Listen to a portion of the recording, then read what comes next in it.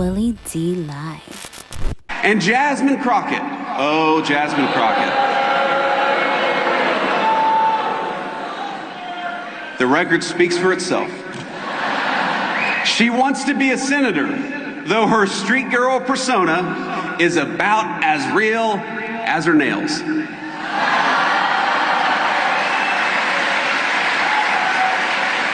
What's up, family? Jasmine Crockett has responded to Vice President JD Vance, saying that her street girl persona is about as real as her nails. She took to Instagram and said this: "Imagine commenting on someone's nails while at the same time ignoring that the only reason you got your political dream job was because your boss incited a violent mob who wanted to hang your predecessor for, I don't know, honoring his oath to the Constitution? How about you stop worrying about me until we are on the Senate floor together and work to stop your boss from bankrupting our country while engaging in the largest corruption scheme we've ever seen?"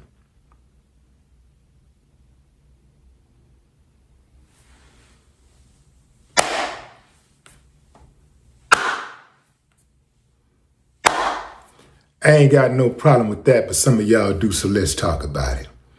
Family, imagine being so out of touch as a politician, as the Vice President of the United States of America, that instead of discussing policy, you're discussing a black woman's nails.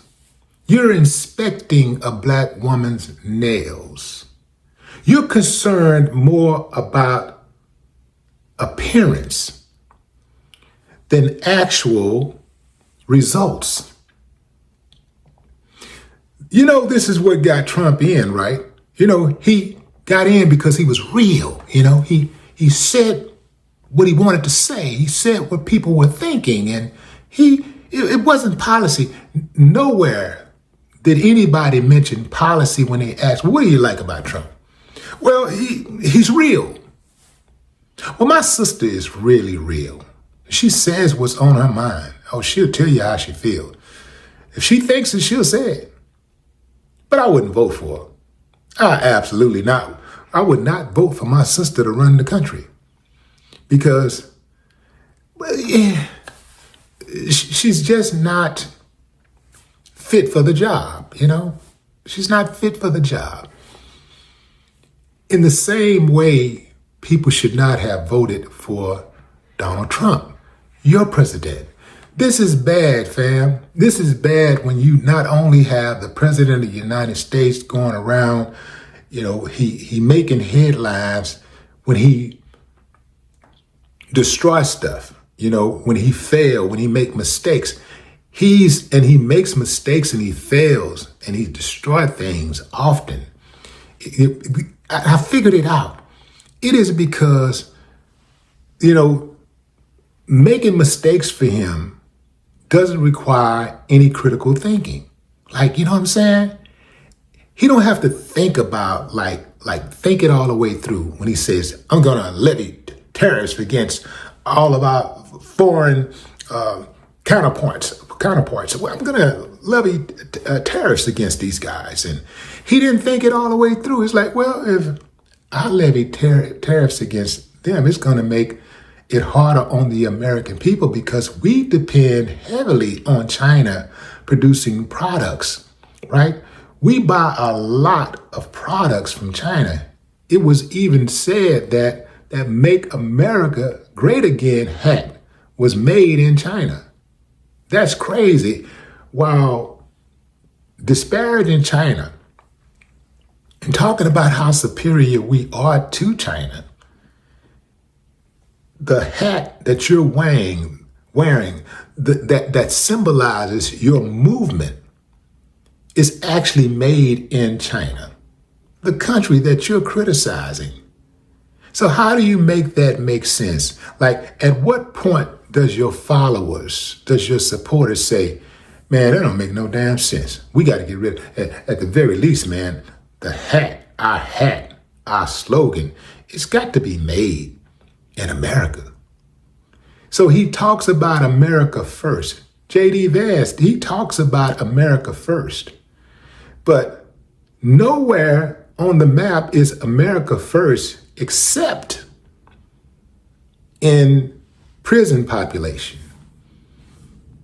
Nowhere is America first except perhaps in hatred, racism. America cold-blooded with that racism, man. Ain't nobody touching America's racism. I'm talking about you can search the globe, man.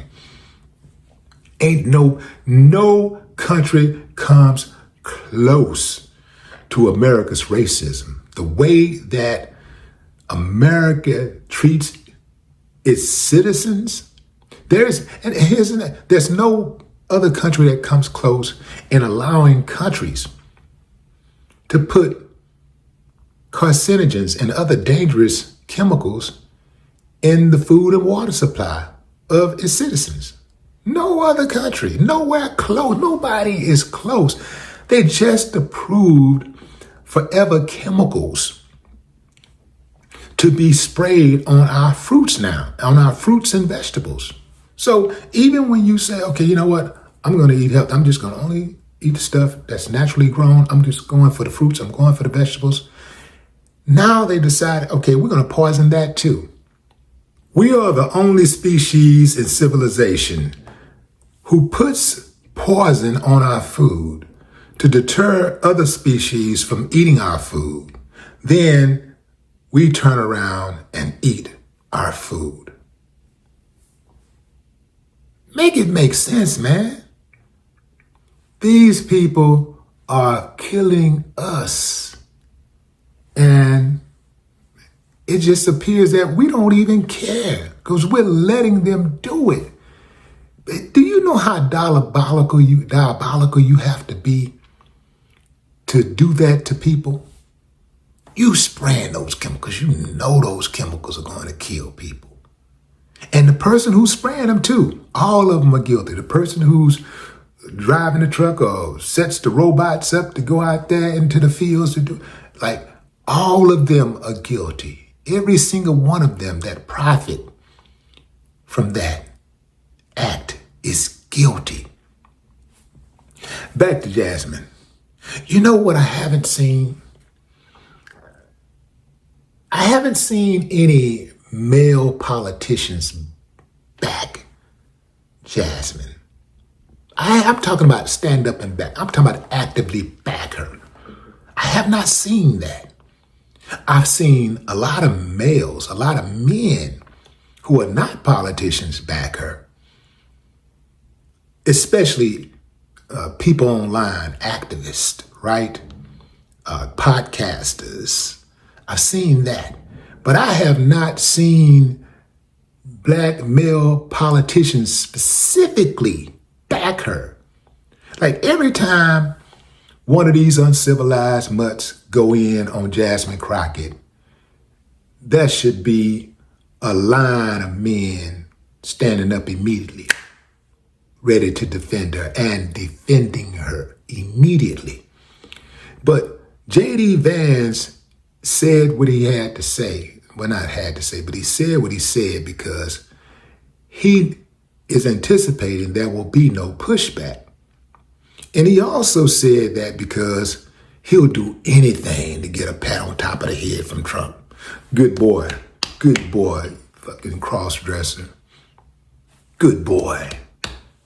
JD Vance be sucking up to Trump like, ooh, we be kissing his ass with his tongue hanging out, man. It's pathetic. Remember, before JD Vance was picked as Trump's running mate, he talked about Trump like a dog. See, that's how you know what a person really thinks about you. When they do things or say things against you, when they don't need you. You see, he didn't think he needed Trump. So he was saying all of this stuff about him. And that's how he really felt about Trump. But the moment he gets the call and like, yo, I want you to be my running mate. He goes, he would be a great leader. I would be honored to. I can imagine how the call went. Bring. I'm guessing he probably got one of those type of phones too, one of those old school phones that ring like that. Bring. What they call it, the rotary phone. Hello. Hey, JD, what's going on, man? Okay, who's this? This is Donald Trump. Donald Trump probably introduced himself like this. This is Donald J. Trump.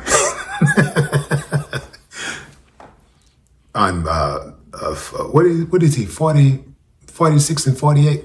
This is 46 and 48. I think he's 46 and 48 or 45 and 47. One of them. This doesn't even matter. But anyway. Yeah, hey man, look, how would you like to be my sidekick? What do you mean? Come on, man, you know what I'm talking about, man. You know, vice president. My do boy, my yes boy, my yes man. I would be honored, sir. I would be honored. He was saluting, and there was nobody even in the room but him. He's like, I'd be honored, sir. I'd be honored. Wow. I mean, what a difference an opportunity makes. I'm riding with Jasmine Crockett, man. Jasmine Crockett today, Jasmine Crockett tomorrow, Jasmine Crockett forever. No more talk.